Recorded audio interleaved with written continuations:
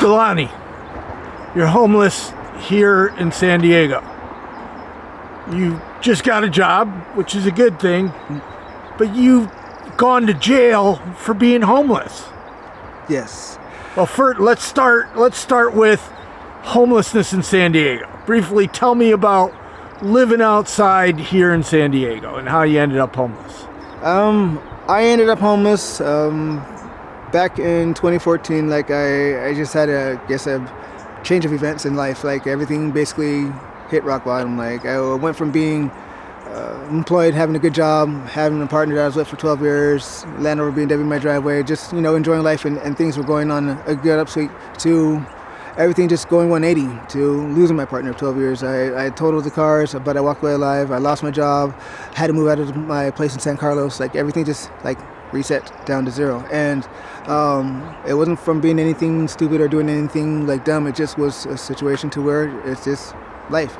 And from there, I stayed with my brother briefly, and that was horrible. It was like one of the things where... Couch surfing, people don't... Yeah, and well, I was the oldest of three. I'm the oldest of the two, and he treated me, again, like I was just like somebody that's like, I was family. It was just weird. But like, basically he kicked us out at one point. Yeah. And that's how we started our journey on the streets. We started out in downtown, which is like, it's a big jungle out there. There's so many people, so much going on, so much stuff that's happening. You always had to kind of sleep with one eye open. It was rough. And so I went from downtown to out in this area, like in Presidio Park, because I figured you got like all these people in one area. If I just maybe go a few clicks out from, the epicenter there, that I would, probably have less drama, less, problems. And for the most part, so that's why I took to the woods area. And it was a lot quieter, a lot nicer, but every so often, you still had stuff to deal with, because... There's no perfect place, even when you're looking for an apartment or a house, right? You gotta, because here you gotta get your water, you gotta walk farther, but you got more privacy. More privacy, and like I said, I'm fairly resourceful, so again, for myself, it's again, I don't want to do this full time, right. But I can make do, because we are fortunate. Like when we first were out in this area, like we were hungry. And I remember it was a Thursday night, and we just ran into this couple, and we didn't know at the time, but they had these feeds that are done by these churches, one on Tuesday and one on Thursday. And they were nice enough to actually tell us about the one that was going on Thursday. And at least that night, it was like a little bit more comfortable because we actually had food to eat and got some clothes and stuff like that. But like, we've been fortunate because they didn't have to tell us that.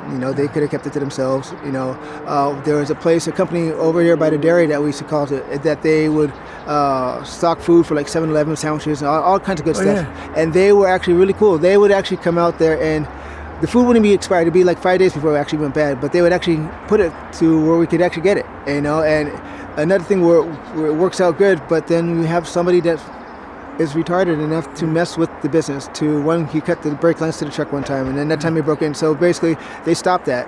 And like one person, for whatever reason, which they didn't have to, we had like luggages of food, there's enough for everybody. There's usually plenty enough food out here. There's no housing, right? Yeah, and he just ruined it to where like now they're not there no more. Yeah. So let's talk. You got a job. Yeah. How long you been working? I've been working there for about, I would say, close to a month now. Okay. Is full time? It's part time, but it's working. But it's a job. Yeah, it's a job. But how do you maintain a job outside here? It's kind of hard, but fortunate for me, I have someone that helps me, because I have dogs, and if it wasn't for him watching the dogs, or even just like watching the camp, like I would have a hard time holding down a job, because there's this stuff that people don't understand. Once you leave, you're going to get everything stolen. Yeah, it runs a risk for that. There's a high chance of that, and or like sometimes you come back and you'll find people in your camp. I've had still, but it's hard, and then you don't have refrigeration. You can't. It's hard to save money when you're homeless. Yeah. So you gotta. It's everything is against you maintaining a job. I heard you earlier say, I can get jobs. It's maintaining the job. It's maintaining the jobs. I went through 1, 2, 3. This will be the 4th job so far that I've gotten while being homeless, and hopefully I can figure something out so that I can, because I get good jobs. I want to keep these jobs, but like there's just situational things that happen to where whether it's being held up by the cops doing the sweeps or going to jail. Say I get arrested and they take me because I have too many tickets or like that. And now, depending on how long I'm in jail, I could get out of jail to no job, Right. and so it's hard. Well, let's talk about that. So you actually have lost jobs because of homeless sweeps. Yeah. There's times where I would get a job. Like my last job I was working at was the blood bank, and the police, they know me, not because I'm bad, but just because I stand out on my own, and they come to know us by name, and so they know I look for work. They know at that time I was working. They're doing their customary sweep or whatever like that, and I was actually on my way out. So in a sense, they didn't actually find me in front of my tent asleep or anything like that. I was actually on my way out with my badge on and everything like that. Your work badge. Yeah, my work badge. And so basically, depending on who it is, some of them will just be whatever, and then some of them are so hard up on the thing that technically I'm still in the riverbed. So even though he said next time I see you, I will take you to jail. I'm I'm going to work. I'm going to work. It wasn't like you found me at my spot. Technically, I'm still in the riverbed, but. You could just let me go to work and just get out here. But no, he decides to detain me, and then I end up going to jail for it. And you lost the job. Yeah, that was the last so, job. How many times have you been arrested for being homeless? It took me 37 years to go to jail for the first time. That string would actually be a lot longer if it wasn't the fact that I was being homeless. Everything on my rap sheet is related to being homeless. I wouldn't even have a criminal record if it wasn't for the fact that I was homeless, to be honest. Oh, that is so horrible and you wouldn't have a criminal record except for being arrested, the criminalization of homelessness. Yep, it's straight up all because of being homeless. Unbelievable. And so how many times? You can guess. I want to say at least 20 or 30 times.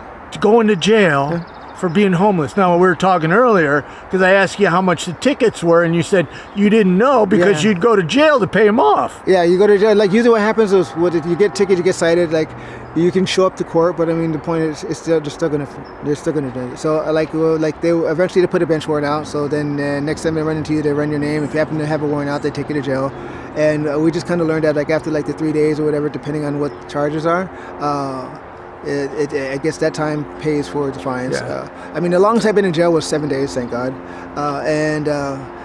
That one was another just situation to where it was for a concealed dirk and dagger, which, I'm out in the woods. I need sometimes, a good thing. But I had it in a holster. It wasn't like it was just Right.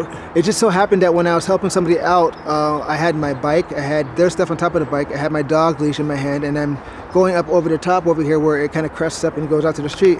So as I'm picking the stuff up to go over the top, my shirt lifts up and literally covers the knife when I put it back down. So when they stopped us, they knew the dogs. They were talking to the dogs, whatever like that. And he's like, "Oh, do you mind if I search you?" I'm like, "Yeah, no problem, whatever like that." And goes to lift up my shirt, and because I didn't know that it got covered up. And sure enough, he's like, "Oh, what have we here?"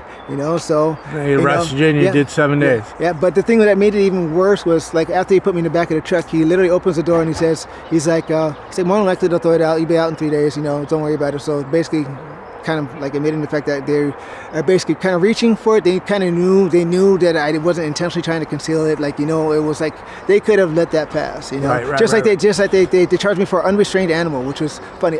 So unrestrained. What the one that gets me, we're talking about, and that's when I decided to do this,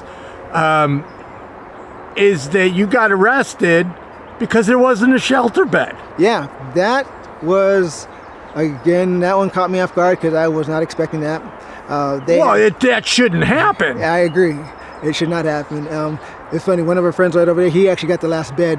And so they had stopped all of us because we had a camp way over by Pacific Coast Highway. And basically they offered, at the time they'd give you a choice. They'd be like, would you like, to use the resources or not? And at one point you could say yes or no, or some people came up, they'd be like, "Oh yeah, I talked to my brother, he's gonna come pick me up." But basically it was me, my friend, and my other half. We all decided that we were gonna try the shelter option. So we said yes.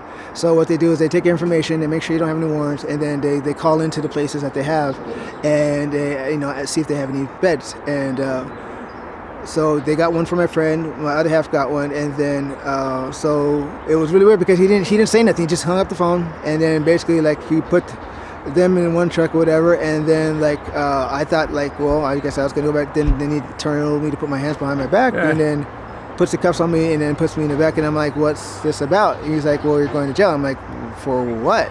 And like he didn't say nothing, and I was just like, well, But then I found out that there was that was like my friend got the last bed, but like he still actually didn't tell me what I actually was going to jail for, So I'm in my head, I'm just like, it looks to me like I went to jail because there was no available beds, which my other friend said that he was waiting for his brother, which wasn't the case, but like he let him go and sit there and wait there. Why couldn't he just let me be, go back to my camper? Just like why'd you have to take me to jail kind of thing? And I mean, there's another situation to where, because like I said, I work, I get jobs, and at one point I had a really good job, and I didn't know this, but like at one of the shelters, I guess, when we went into to be intaked, they were asking information. I told them I got a job, stuff like that, because I think that it's something that it's a good thing to know. But they couldn't take me because I made too much money. So well, people don't know that. Even shelters, they have weird hours.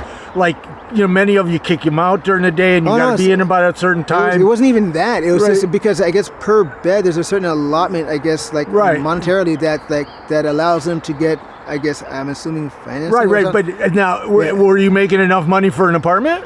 Yeah, but I had to save up for it. I mean, but no, you were, right? It's going to take you a while to save up for an apartment and get out of homelessness. And then it's just crazy. That's why I'm afraid right now to even tell, like, if I asked to use the resources, I'm afraid to even mention, like, that I have a job now, because what happened last time, like, I was kind of blown away. Like, I was like, you're employed, homeless, but you're not able to get the resources because, like, you need saving up for first and last month's rent. It's going to take a while. Yeah, and it's something to where if I was in a shelter, I would have less to worry about. Right, you could shelter, you'd be able to shower, shower's another thing too, because sometimes we run a few string of days to where So again, I'm fortunate and we're lucky, and I'm social enough to where, like, some places we have to go. Like, there's an apartment complex down the street that we have to go and kind of, not to say break in, but hop the fence, go in there because I have outdoor showers. And I mean, it's kind of risky, but I mean, it's a shower. Otherwise, I'll do it old school and I get me my gallon jug of water. And people don't understand. They say, get a job. But you can get a job. It's maintaining a job and why we need to help people,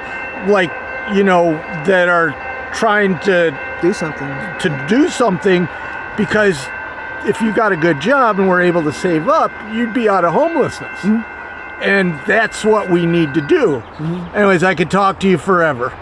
Thanks for talking to me. Thank you. If you had 3 wishes, what would they be? That is a good question.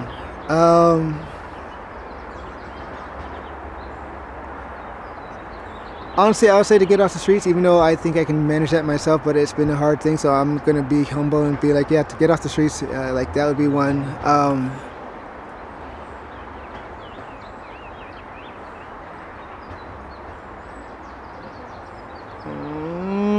I wish that there was a change in the way that people saw us. Like if we weren't seen in such a, in a sense, negative light, even though, like, sometimes certain groups or certain people kind of mess up the name for the whole group of us. I just wish as a whole, like, if we were walking down the street and someone saw a homeless person, they wouldn't look at him like with such, like, it's, I don't even want to say the word, And so, that would be my second wish. And the third,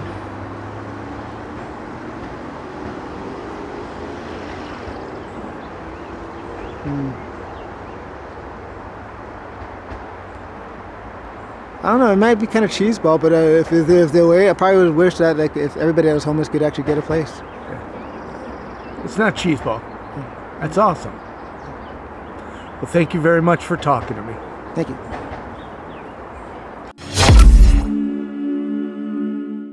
Spiritual News Television, AA Creation 911.